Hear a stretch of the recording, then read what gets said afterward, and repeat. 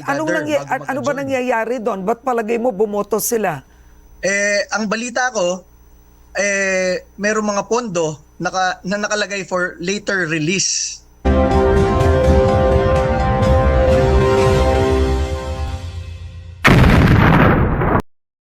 Then i-check muna ng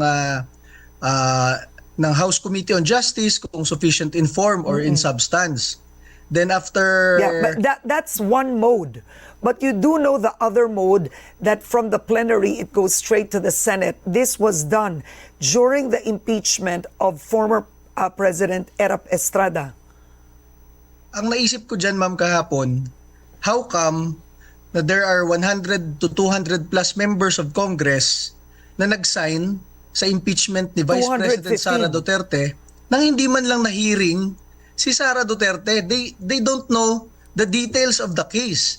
Sa proper mode nga, ma'am, if you file it in the House Committee on Justice, kasi nandun yung mga abogadong kongresista, ipapatawag pa nila mismo yung respondent, yung kinakasuhan, di ba? Para ma-hear naman yung side niya. But wasn't she called already during the Quad Committee hearings? These 7 articles of impeachment, most of them are actually fruit coming from the Quad Committee hearings.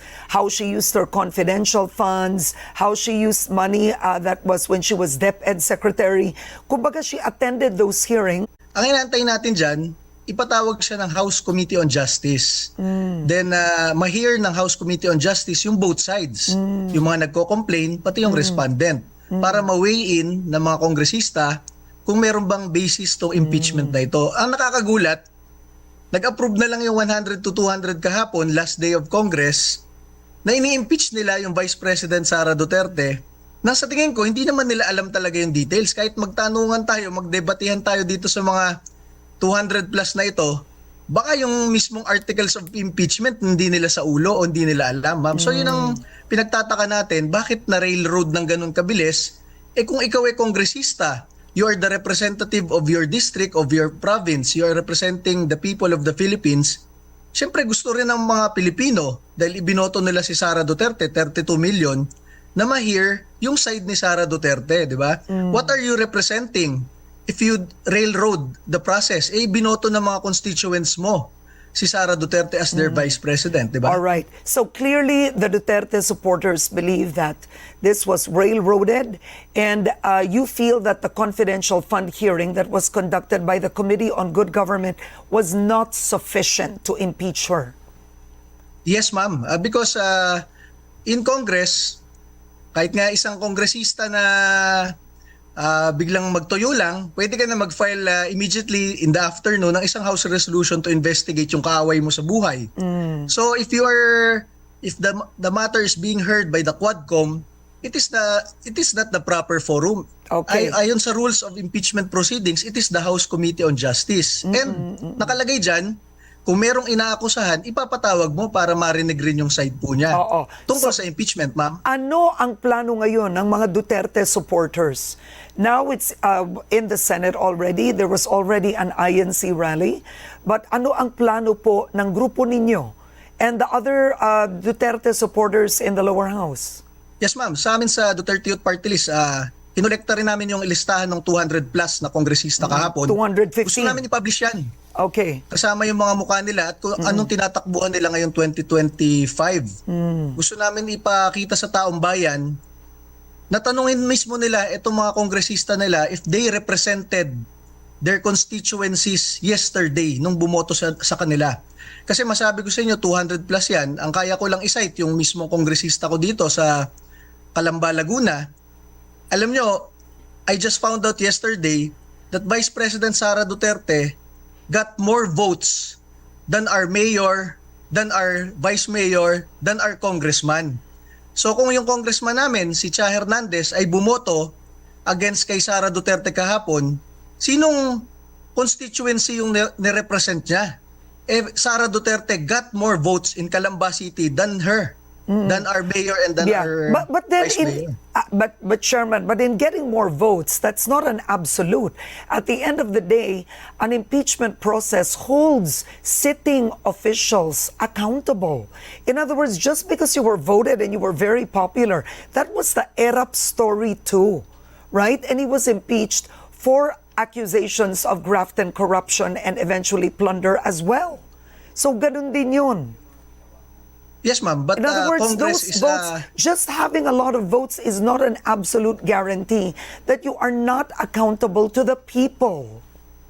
Yes, that's right, ma'am. Anybody who has been voted can be, pwede namang kasuhan kahit sino yan, di ba?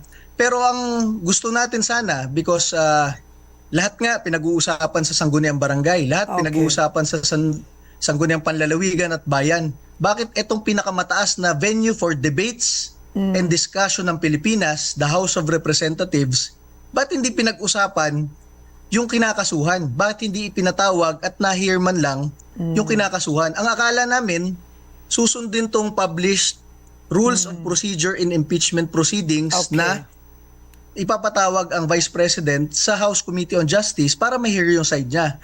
Okay. Ang kinakagulat mo dyan, Ma'am Karen, paano nangyari na merong 100 to 200 members of Congress on last day of session Yeah. can decide Yeah. outrightly that Sara Duterte should So be what do you impeached think without happened? hearing her side? That's my last question, if you can answer ma'am. quickly. Why do you think last session day before Congress adjourned, suddenly there are 215 congressmen who signed? Why? Because it is the adjournment of Congress in an election year. So sinabi ko nga sa inyo, every adjournment day in Congress after a few months, pinapatawag talaga lahat Oo. sa Romualdez Hall para At i-gather bago ano ba mag-adjourn. nangyayari doon? Ba't palagay mo bumoto sila? Ang balita ko, merong mga pondo na nakalagay for later release. Ibig sabihin, it is a conditional release of funds.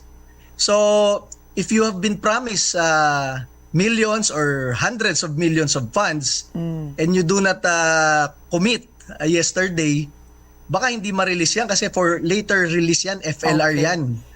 'Di ba, ma'am? Ang masabi ko po sa inyo, totoo yung sinasabi ni Mayor Magalong na 777.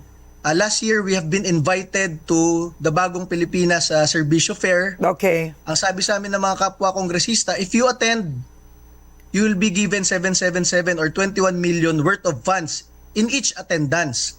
Pero masabi namin dyan sa Duterte Youth Party List, we have not attended a single event kahit na ini-invite kami kasi nahihiya kami sa Pangulong Duterte at kay Vice President Sara Duterte na mamemera kami ng ganon. Okay. So yung sinasabi ni Mayor Magalong, narinig ko sa kanya kasi, totoo yun.